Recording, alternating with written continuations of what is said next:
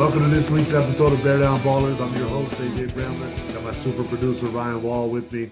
And we had a pretty good win against Southern. Just jump right into that, man. What were your initial thoughts on the game the other night, Ryan?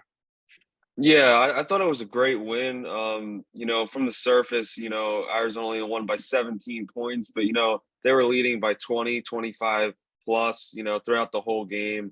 And AJ, the star of the night was Kerr Kriisa, triple-double on the night, his second triple-double of his college career. And he's just the second Pac-12 player since 2004, since Andre Iguodala, to have multiple triple doubles. What'd you think of his performance, AJ? I've been talking up, Kerr, all season long already. And he just showed it last night on what he can do. I mean, he's one of the, elite passers in the nation. He finds guys, he's always looking to make the extra pass.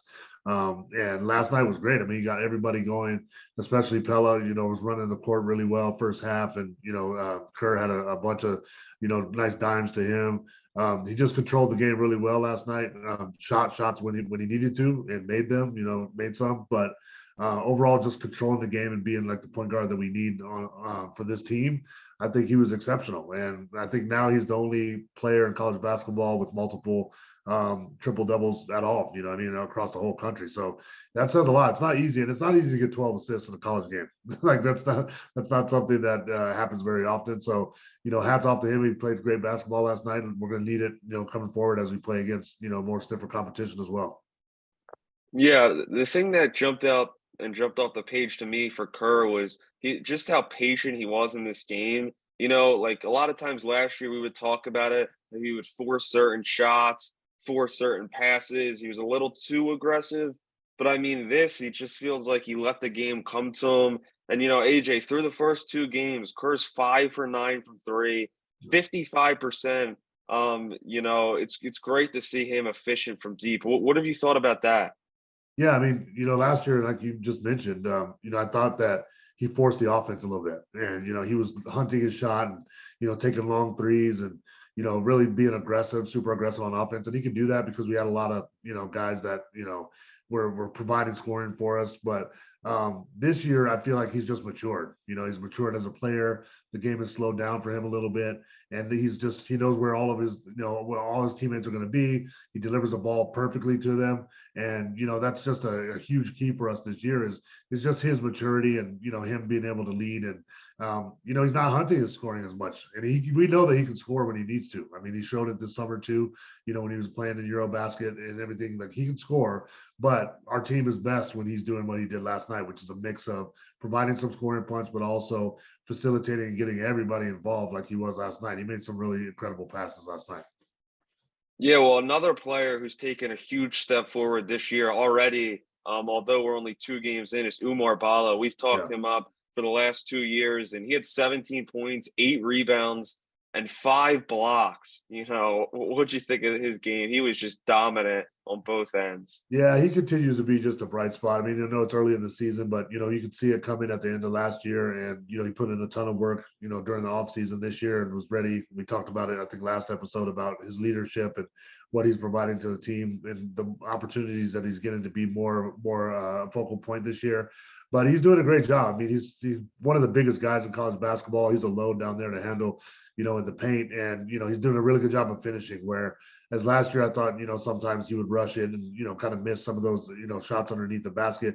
This year, he's really taking his time and just really powering up. He knows that nobody can really deal with him down there, so he's done a great job of finishing and rebounding and defense. I mean, maybe we'll talk about this later, but yeah, I think he's done a great job on the boards, and then blocking shots, he's done a really good job. But that's led to a little bit of foul trouble. Last night, that's something that we'll have to look at. I think going forward is for him being so big. Sometimes refs just call things on you, even though you didn't really maybe even do much of anything to garner the foul, just because he's so big. And we need him in there to play tons of minutes this year. So that's something to look at. But overall, I mean, the overall state of his game is on the upswing for sure. Yeah, when I watch Umar, I kind of just think of Christian Koloko and Koloko's journey.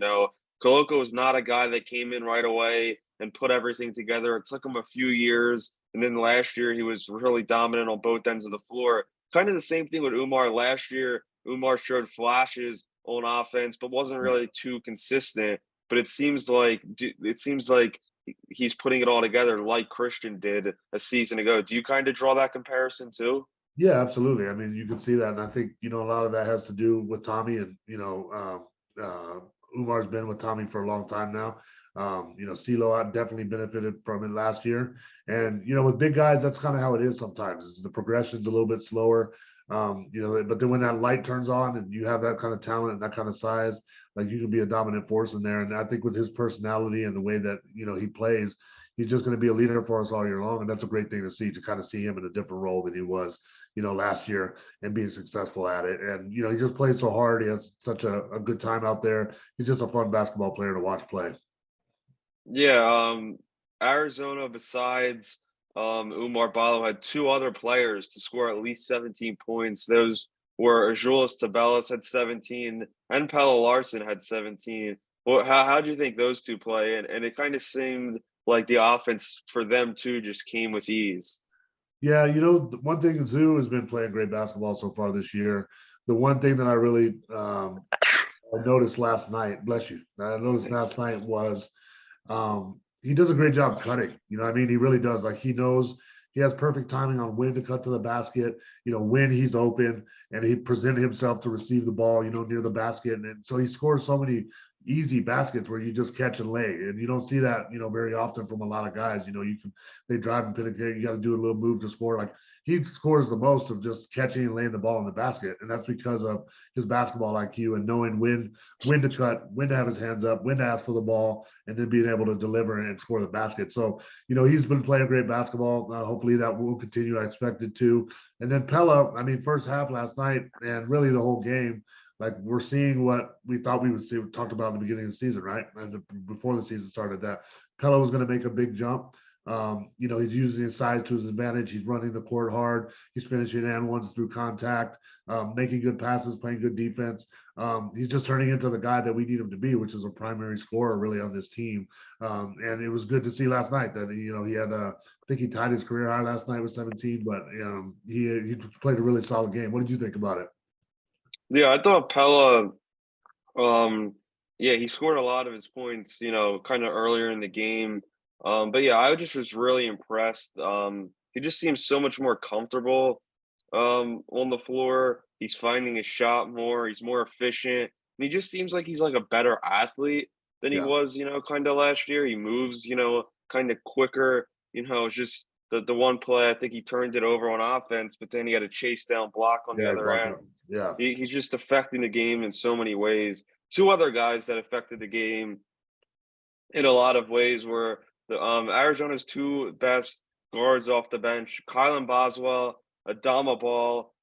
They each played 22 minutes, and they each did a little bit of everything: scoring, assisting, rebounding. What'd you think of those two?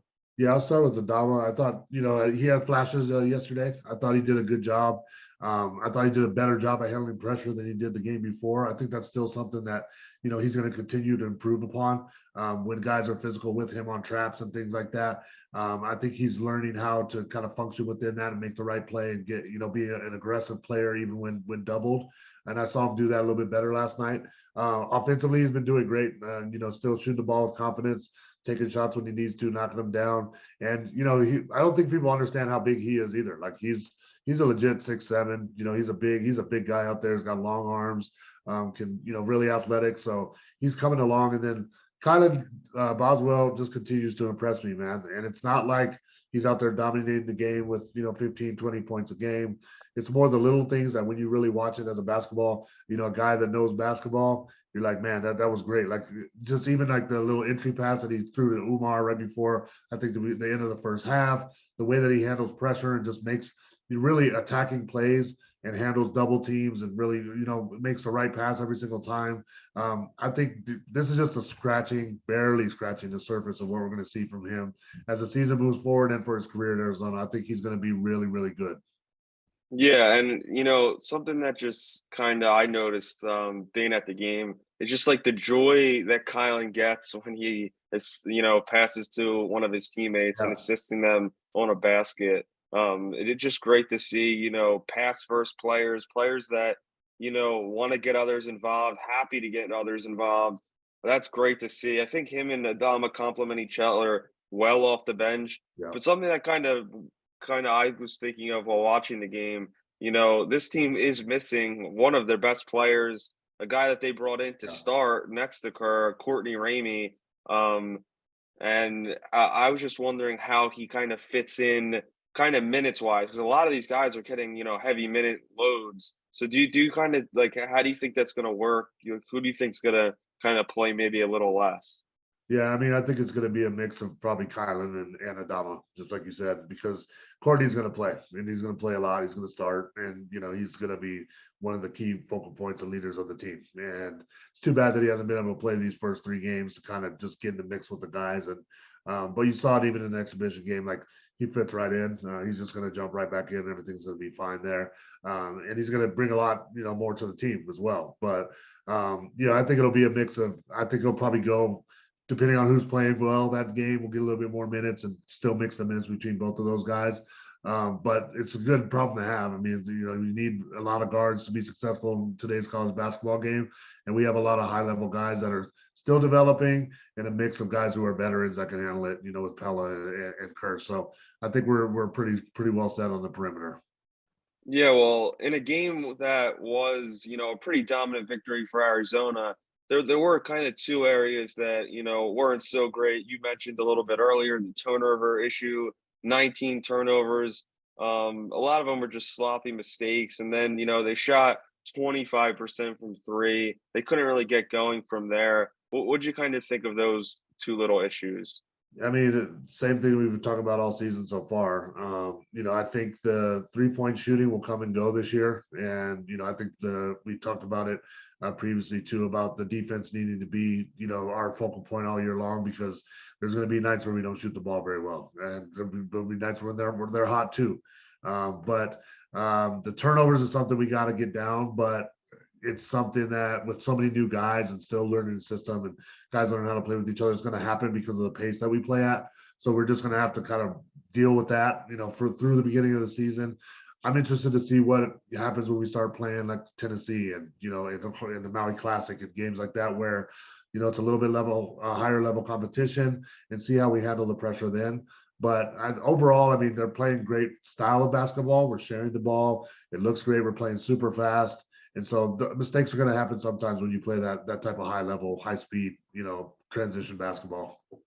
Yeah, that kind of turnover issue kind of, arrived early in the season last year, Yeah. and then kind of was fixed, throughout the season, and then was, barely even, present when it came March.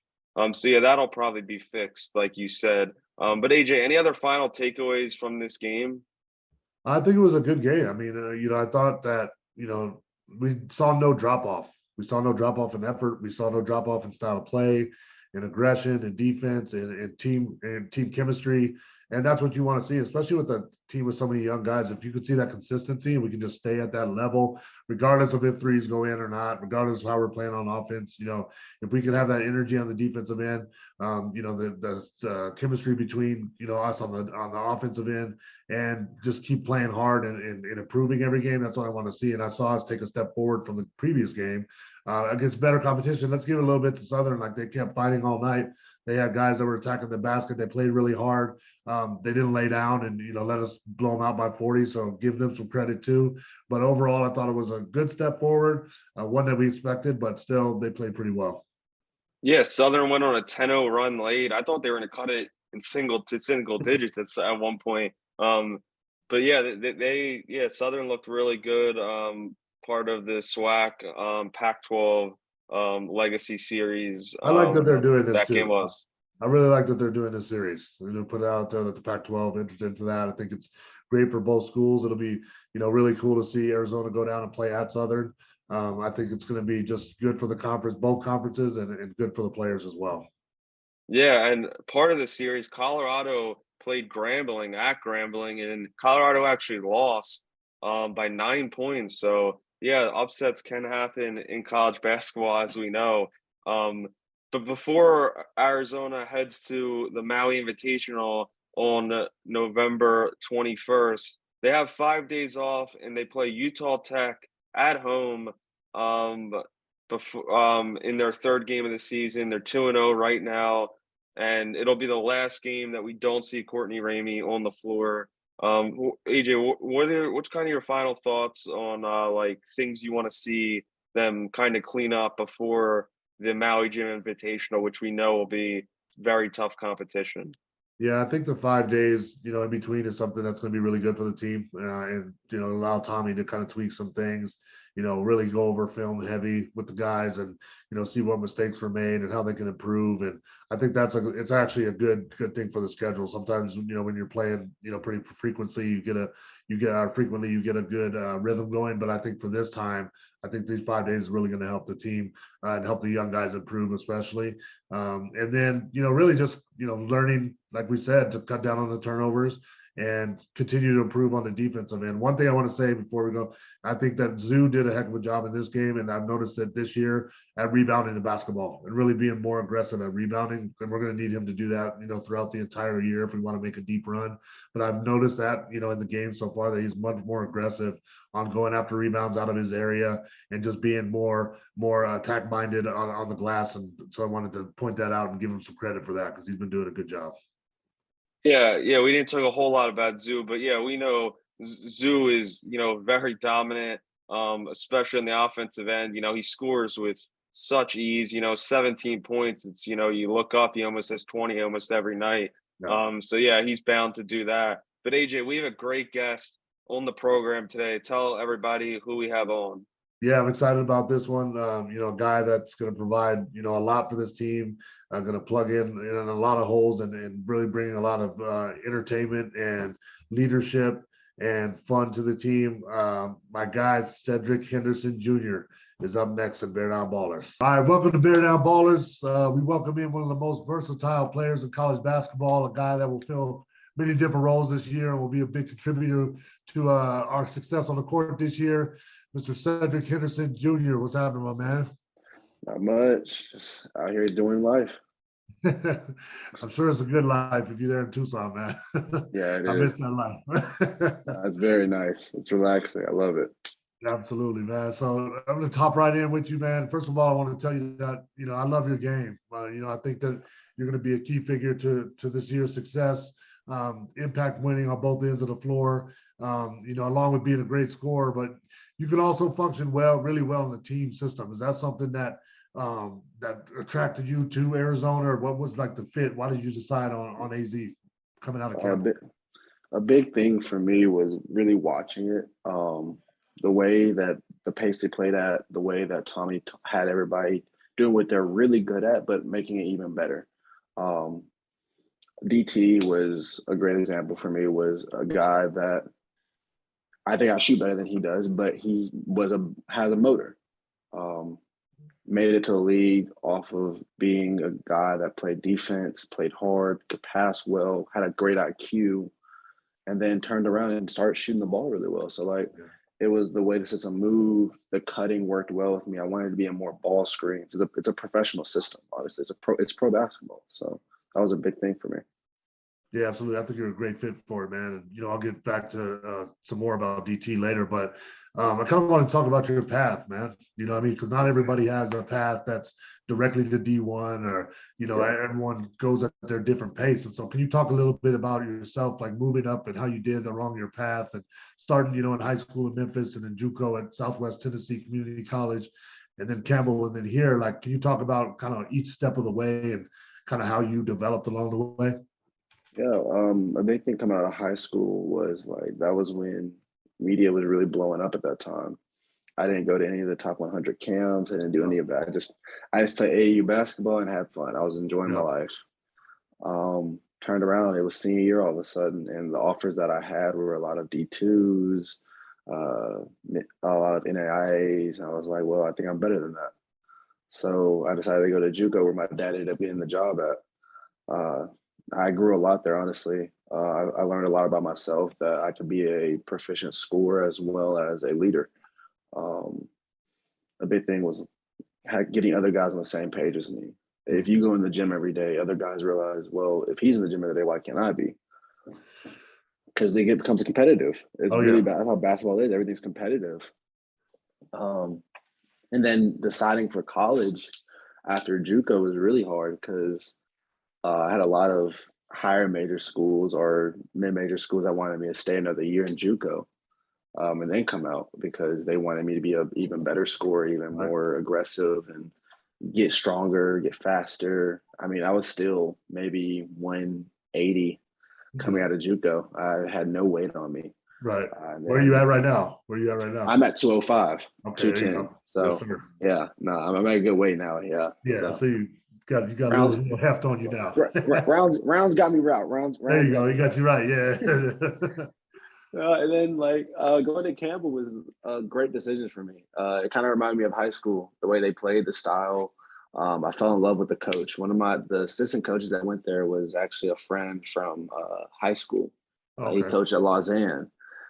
So I trusted him and I took my chances, and I really loved the school. It was great for me. It was a great fit. And then last year was really a tough decision, honestly. It was because I realized when I put my name in the draft, a lot of the feedback was, we know you can shoot it, we know you can do this, but can you do it consistently on a big stage? Yep. So a big thing was either you go back and you average 20 plus, or you transfer to a high major and you play as the best you can, and we'll see what you got. And so I took my chances and I put my name in the transfer portal, and I ended up getting a lot of actual good feedback. And when Tommy called, I mean, I think it was just meant, like, watching the film, just everything about it. A big thing about it is, especially for young guys, if anybody watches this, especially for young guys, is just be consistent, keep working. And if you are as skilled as you believe you are, it's going to happen. Like, everything happens for a reason. Everything's going to happen. So it was a blessing. That's a good message for all the young guys out there. I got 2 young sons myself that are trying to follow your path. So, good to hear, because not everybody gets that, coming out top 5 or top 10. It's just a lot of guys. That's not the reality. You know what I mean? So at all. there's a lot of different paths to get there. There's a giant, there's so many different, I mean, like Kawhi Leonard came from San Diego State. Yeah. Like, was unknown, got drafted, everybody was like, oh, he'll just be a role player. I mean, turned around, these Hall of Fame. He's gonna be a Hall of Famer. Like, that's right. Takes that trust and dedication, man. You just got to stick with it. Just keep going, keep pushing, especially if you believe in yourself.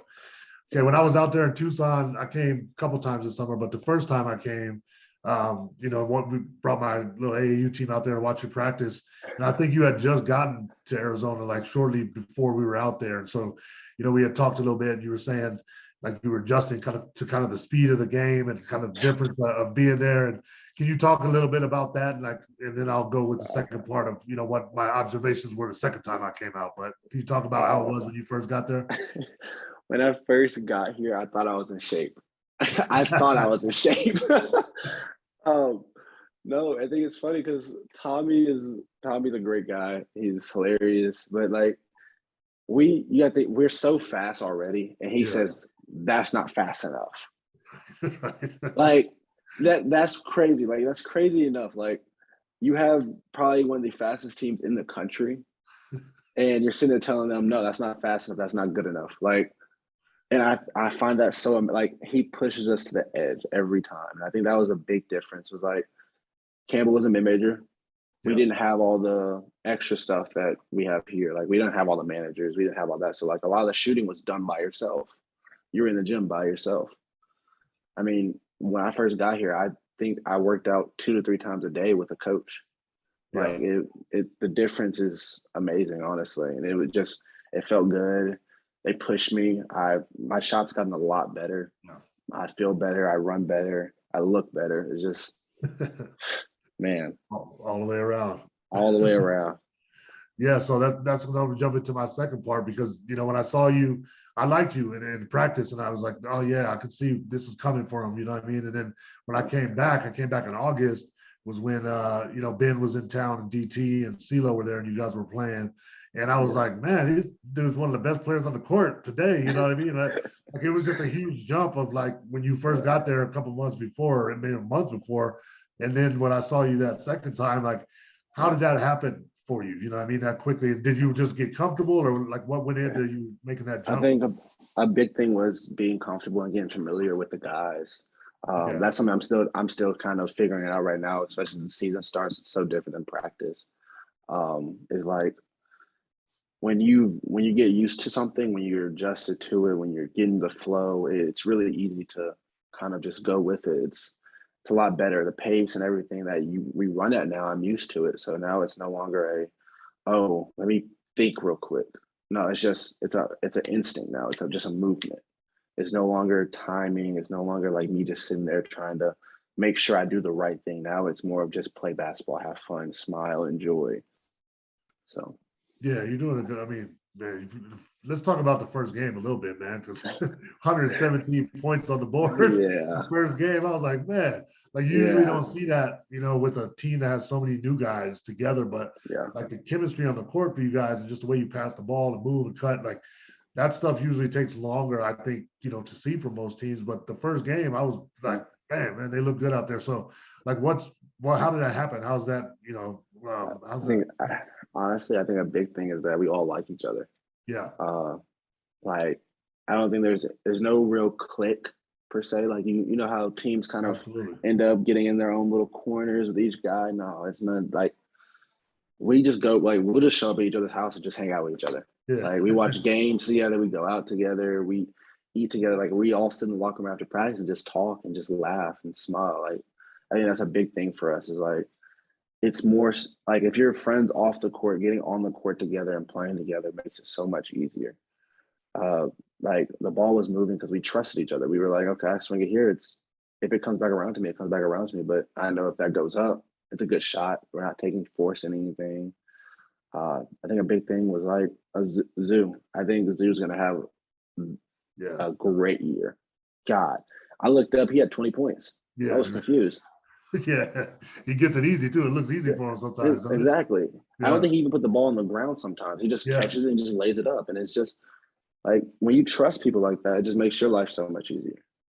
Do you think that that chemistry and kind of the feel around the program, I would say it's directly from Tommy, man, and just how the way he runs things and kind of the comfort that he provides for you guys to just be yourselves and play. Do you think that's a true statement? Yeah, that's a true statement through and through. And then it's not just him, the other coaches are with it too.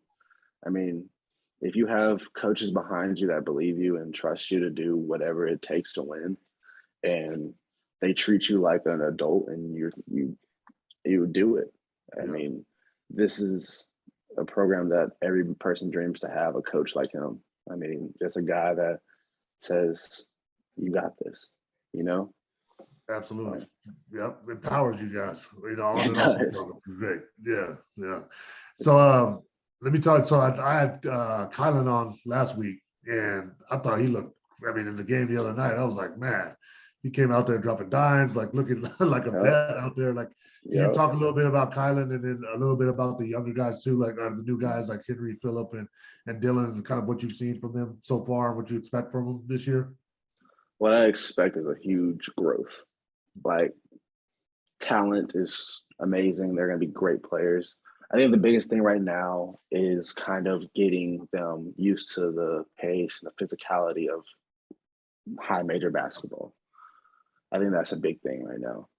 Is like, granted, Nichols is a good team. They pressed the ball well, so that was really good for the younger guys. Yeah.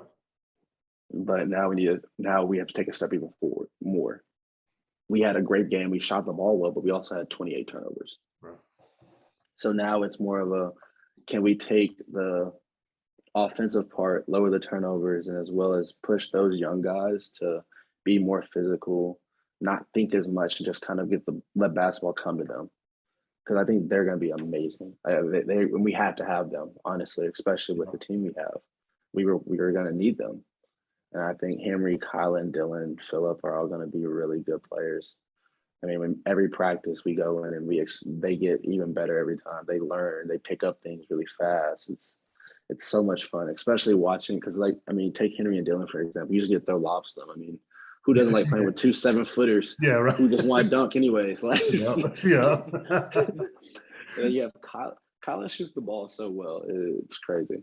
And then Phillip is probably the quickest learner for somebody that doesn't speak English I've ever seen.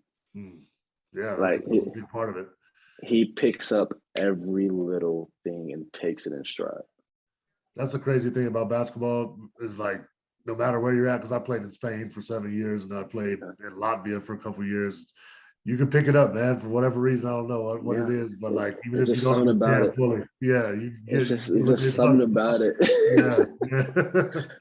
You Yeah, don't speak any words, just do it and he understands. yeah, Oh, got yeah, it. exactly right. So we talked about this a little bit when I was out there, but I played with your dad, man, for a little bit. My little short stint in the league with the Cavs, and then he was a great dude, big time player. How was it growing up with a dad that had that kind of pedigree, and like how did you kind of carve out your own path and expectations and everything, coming from you being the son of such a legendary basketball player. To be honest, I'm pretty sure I grew up with more hate than anything else. Hate from others, right? Yeah, it was just like my dad never really pushed me to play basketball. I kind of ended up doing it myself. Okay. I ended up being good at it, so it was just like, all right, well, I'm good at this sport. I'd rather play this, and I'm better at it. Yeah. And once I told him I was serious about it, that's when he kind of got into it. It was like, look, you're gonna get a lot of guys that say you're not as good as me. You're gonna get comparisons. You're gonna get this and that. Just take it in stride and keep going. That was a big thing about. I think that's one of the reasons why I made it to where I am now. Honestly, was he told me just keep my head on straight, just keep focusing on basketball, keep focusing on what I need to do to get to my goals. And that was major for it because, I mean, if you really look at it, there's a lot of people who have NBA dads that turned out to be nothing because they ended up getting in their own head, or people told them you're not as good as them because you didn't get the all McDonald's All American or stuff like that. I mean, guys watch Bronny every day simply because he's LeBron's son. Yeah. And I think Bronny's gonna be a great player, but like he has so much on his back simply because he's LeBron's son. Yeah. He doesn't get to be Bronny. He's LeBron's son. It's two entirely different people, two entirely different play styles, two entirely different way they move. That's one thing a lot of people fail to realize is two entirely different basketball players. Yeah, that's a really good point, man. And, I don't think people think about that all the time. But it is a tough situation to be in sometimes. You want to do your own thing, but you've done a hell of a job with it, so far in your career. And, I knew your dad's game, and like, I see some similarities between you and your dad's game, but I think you carved out your own, your own style of play. And like, was there other players that you kind of modeled your game after, or did you just develop it on your own? Like how was that? I grew up big time Paul George, Kawhi Leonard fan. Okay. I mean, best two-way players I could ever watch were those two. Because I think basketball is more than just offense. I think it takes defense, offense, and being able to tell other guys, yo, get it together. Yep. Being able to showing that you're willing to dive on the floor to win a game instead of just telling other guys, dive, dive, dive, I think basketball it's an all-around thing. You can't just be the guy that shoots all the shots. That's what everybody wants to be right now. That's it. Nobody young players. I'm saying young players. I think. Yeah, it really is. And you can go to the league just for being a great defensive player. Mm-hmm. People value that. Gary Payton, for example, he wasn't a great scorer at all, but won himself a ring simply by being a great defensive player and knowing his role. It's just, there's so much you just learn from it. And the big thing my dad taught me was like, you're gonna be a wing. So a lot of things are being able to catch and shoot threes and being able to get to the basket. Mm-hmm. Those are two things my dad emphasized a lot. And so I ended up being a very good finisher around the rim. I have a decent touch, and then being a catch and shoot shooter. You have to be able to hit the shot. You have to have them respect you. Because if you can't hit a shot, then now they have somebody they can help off of. Absolutely, they'll respect that jumper. So it makes everything a lot tougher. Makes everything so much harder. One thing I think I noticed about your game too is like you enjoy playing basketball. Like you love the game. You know what I mean? So that comes out, and that's a great influence, a positive influence on any team that you would play on. Like how what is your role? What do you look as your role as being as a leader on this team? Because I know you're new to it and you're first year there, but how do you see yourself being able to lead these guys, this year with all the experience that you've had so far? By being calm and collected. And then being also a guy that is willing to dive and take charges and use it and willing to take those hits. Mhm. I mean, if one guy does it, then the next guy does it. And then if you're calm and and you are able to make the right play every time, then that next guy's going to catch it and realize, what am I stressing for? If he's able to do it, I can do it. Like I think basketball is more competitive between your own teammates than it is the other team half the time. Yeah, that's true. So, like, if you can sit there and go, well, how come I can do it perfectly fine and you can't? You're just as good as I am, aren't you? That's what you claim. It's all little fun. It's a lot of little fun little things like that, Yeah, And then like the guy realizes he's not wrong. All right, I got this takes it too, on as a man. challenge. Yeah, Yeah. it's like a little motivation thing. But I mean, of course, it's different for everybody. Some guys need a little, you got this. Take your time. Don't rush it. And then there's other guys who need a little challenge. You need to challenge those guys. And a big thing about it is I know my way to do it and the way it works for me. It doesn't work for everybody. But a big thing is when you go on the court, know what you can do and don't try to make a spectacular play every time. Yeah. Just do the simple stuff and everything else happens. Yeah, I think I saw that with Philip, like when he first came, I think on that first practice, like, he has a lot in his game, you know what I mean? Like he has no looks, like all kinds, and Tommy was like, okay, I like that, but we got to get that under control a little bit. Now that I see him play now, like he's changed a little bit, kind of tightened some of that stuff up. It'll come out, as he gets more comfortable, but you're definitely right about that. So tell me about your personal goals for the season and, what do you see, goals for the team the rest of the year, man? Personal goals. I mean, I really don't have too many. Depending on where I am, I would love to be sixth man of the year. I mean, if I'm sixth man of the year, that means we're winning games. I make sixth man of the year. That's all. We're gonna start that campaign right now, man. We're gonna start that campaign. Keep rolling. I mean, I would love to do that. I want to be on an all defensive team too. I think I can be on that. And then, of course, if I can make all team, if I can make all conference, I would love to do that as well. But I mean, those are my aspirations. Those are things that I want, and I can't have anybody else do that for me. Right. Now, as far as a team, what I expect from us is I expect a team that's able to win every game at home for sure. I think winning all your home games is a big, big key. Because if you're able to win at home, that's at least over half your games. And then I think we should be able to win our Pac-12. I think we should be able to win Pac-12. I mean, it's going to be hard. It's not going to be easy. I mean, you have teams like Oregon, UCLA, all those guys, it's not an easy road at all. But I think we can win it. I think we should be able to win that. And then the Pac-12 tournament. Those are my two goals as of now. And then after that, we can talk about that after we meet those two, That's right. That's right. One step at a time. Yeah, one step at a time. That's right. That's right. That happened with us my junior year, the year after we won the championship, and we were the number one overall seed in the tournament. We got to the Elite Eight, man. And I swear we just overlooked that game against Utah and smacked us. Right, one game before we would have made it to the four. I know we would have won it again, man. But you got to take things one step at a time, man, and enjoy the process along the way. I mean, there's so many teams that just turn around and miss. They lose those trap games. That's what we call them, trap games. Yeah. You turn around, you play a ranked team, you beat them, you're happy, you're ecstatic. You turn around, you play this team that you're supposed to beat by 40, and you end up losing by like 3. Yeah. And it happens. It's basketball, but there's times where you just have to realize we got to worry about that next game. That game's over. On to the next. Yeah. So having that mindset, man, is going to go a long way for y'all this year. And I know you're going to be one of the leaders for that. So we talked about DT a little bit earlier, and that's a good comparison that I like that you made. And I know you aspire, obviously, to play in the league next year, and you get an opportunity to do that. Just talk a little bit about what you would bring to an NBA team. Just to say it out there, throw it out there, and let them know what they'd be getting in Cedric Henderson Jr. They drafted you. I mean, you'll get a guy that's gonna show up to the gym every day, work out, get everything in, take care of his business, and then work hard defensively and offensively. I mean, I'm not saying I'm gonna sit there and be the best scorer in the world, but I'm gonna hit my shots. I know I shoot well from the field, take the right shots, and then defensively, I mean, honestly, I can guard anybody. I don't think there's anybody that can just they're just gonna go for 40 on me. Like, yeah, of course, I mean, you have the Dame Lillards and all those Steph Curry and all of them that are just incredible scorers. But I feel like I can guard them. I mean, of course, they're gonna hit shots. That's just how it is. But I think I can keep everybody that I've guarded. I think I can stay in front of them.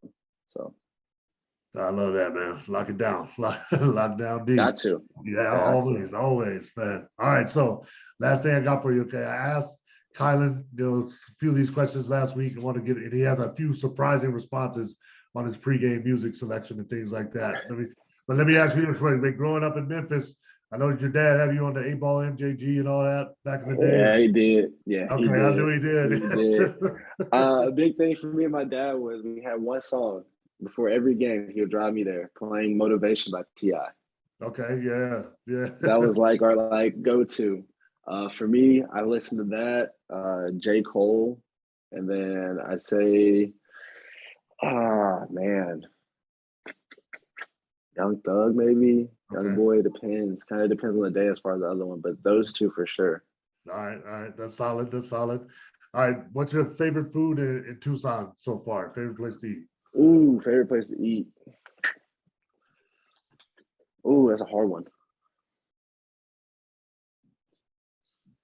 I kind of like Illegal Pete's. Okay. I think I go with Illegal Pete's. It's like Chipotle, but like their case is a little bit more spicy. They got a little different, A little more flavor on that. A little more flavor, yeah. There's a little bit more to it. Okay, that's solid. Illegal Pete's. All right. Favorite TV show? Ooh, Game of Thrones. All right. So are you on the new one too? You watching the new series? House of Dragons. Yeah, I've been on it. Yeah. Yeah. Okay. Favorite movie? Batman: Dark Knight. Ooh, that's a good one. Yeah, that's on my list. That movie's cool. Man, the feel of it, bro. Just Bane is really just right. Bane is so cold in that movie. It's just something about that. Is just the villains in the villains that series with that Batman were just they were good. They were good. Yeah. I agree with that, man. Okay, and the last one. All right, what's a special talent that you have that people don't know about?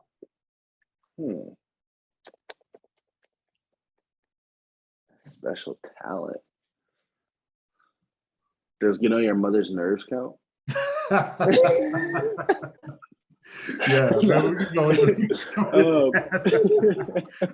I'm sure she would confirm that one, right? 100%. I'm great with kids. I have little cousins that I kind of take care of when I'm home, and I love them to death. So I'd say I'm great with kids.